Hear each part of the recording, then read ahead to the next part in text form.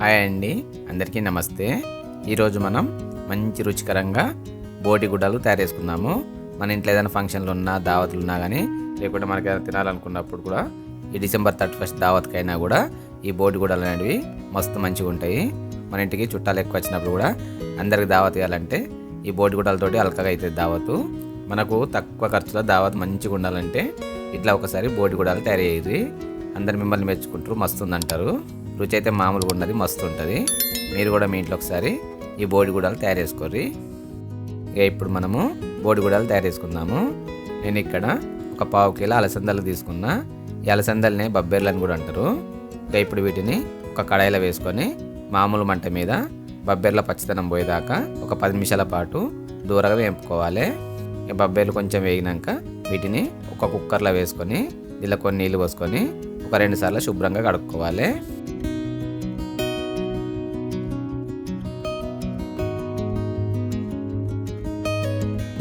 ఈ అలసందలు కడుక్కున్నాక దీనిలో నీళ్ళని పారబోసుకొని ఇప్పుడు దీంట్లో 1 గ్లాసు అలసందలకు 3 గ్లాసుల నీళ్లు పోసుకొని కుక్కర్ మూత పెట్టి స్టవ్ మీద పెట్టుకొని మామూలు మంట మీద ఒక 3 విజిల్స్ వచ్చేదాకా ఈ అలసందలను ఉడికించుకోవాలి. 3 విజిల్స్ వచ్చినాక కుక్కర్ మీద మూత తీసి ఒకసారి చూసుకోవాలి మనకు అలసందలు అనేటివి ఉడికినాయా లేవని. ఇవి బాగా మెత్త ఉడకద్దు, 70% మాత్రమే ఉడకాలి. ఎందుకంటే వీటిని మనం బోటి కూరలో వేసుకొని ఉడికించుకుంటాము. బాగా మెత్తగా అయితే బోటి కూరలో వేసుకొని ఉడికించుకుంటే ఇంకా మెత్తగా అయిపోతాయి. నాకు అలసందలు అనేటివి మంచి పలుకు మీదనే ఉడికినాయి, మెత్తగా లేవు. అట్లా పలుకు మీదనే ఉండాలి.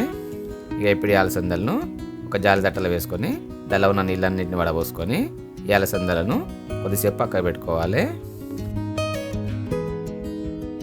ఇక ఇక్కడ నేను 1/2 కిలో అలసందలకు 400 గ్రాముల బోటిని మంచి శుభ్రంగా కడిగి పక్కకు పెట్టుకున్నా.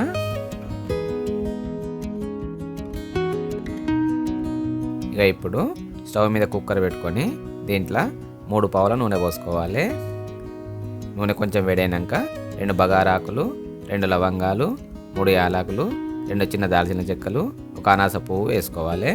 అట్లనే కొంచెం పుదీనా, కొన్ని కట్ చేసిన ఉల్లిపాయ ముక్కలు, 2 పచ్చిమిరపకాయ ముక్కలు వేసుకొని మామూలు మంట మీద ఉల్లిపాయల రంగు కొంచెం ఎరుపచ్చేదాకా దూరగా వేపుకోవాలి.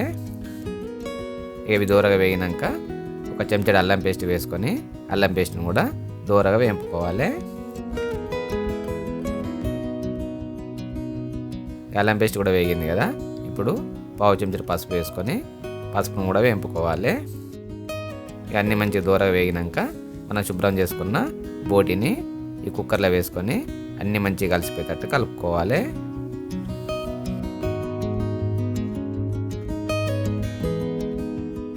ఇక అన్నింటినీ మంచిగా కలుపుకున్నాక స్టవ్ మంట మామూలుగానే పెట్టుకొని ఒక 5 నిమిషాల పాటు ఉడకనియాలి. చూసిరా ఉడుకుతుంటే మనకు అలానే కొన్ని నీళ్ళు ఊరినాయి.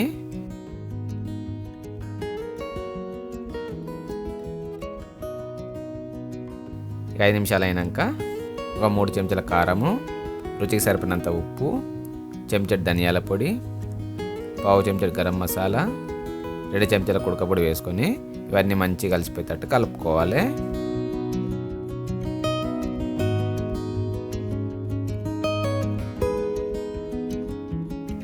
అన్నిటిని కలుపుకున్నాక మామూలు మంట మీదనే ఒక 2 నిమిషాల పాటు ఉడకనియాలి.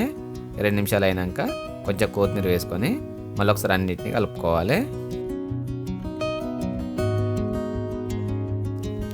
అన్నిటిని కలుపుకున్నాక ఇప్పుడు దీంట్లో 1 గ్లాసు నీళ్ళు పోసుకొని మళ్ళీ ఒకసారి అన్నిటిని కలుపుకొని ఇప్పుడు స్టవ్ మంట మామూలుగా పెట్టుకొని అన్నిటిని కలుపుకున్నాక ఇప్పుడు స్టవ్ మంట మామూలుగా పెట్టుకొని కుక్కర్ మీద మూత పెట్టి ఒక 2 విజిల్స్ వచ్చేదాకా ఈ బోటిని మంచిగా ఉడకనియాలి. ఇక కుక్కర్ 2 విజిల్స్ తెచ్చినాక కుక్కర్ మీద మూత తీసి ఒకసారి అన్నిటిని కలుపుకోవాలి. అన్నిటిని కలుపుకున్నాక మనకు ఈ బోటి ఉడికిందో లేదో చూసుకోవాలి.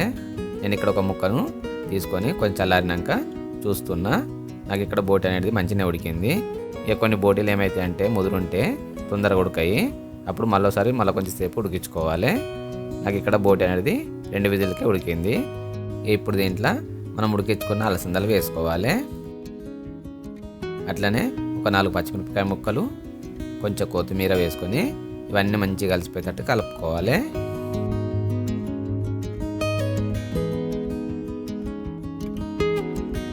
అన్నిటిని కలుపుకున్నాక ఇప్పుడు దీని మీద ఒక మూత పెట్టుకొని తక్కువ మంట మీద మళ్ళీ ఒక 2 నిమిషాల పాటు ఉడికించుకోవాలి. 2 నిమిషాలు అయినాక మూత తీసి ఒక సగం చెంచాడు ధనియాల పొడి చల్లుకొని మళ్ళీ ఒకసారి అన్నిటిని కలుపుకోవాలి. మనము అలసందలను 70% ఉడికించుకున్నాం కదా. ఇప్పుడు మళ్ళీ ఒకసారి మూత పెట్టుకొని స్టవ్ మంట తక్కువ పెట్టి ఒక 4-5 నిమిషాల పాటు మళ్ళీ వీటిని కొంచెం ఉడకనియాలి. ఇక 4-5 నిమిషాలు అయినాక మూత తీసి అన్నిటిని ఒకసారి కలుపుకొని చూడాలి. మనకు అలసందలు ఉడికినాయో లేదో చూసుకోవాలి.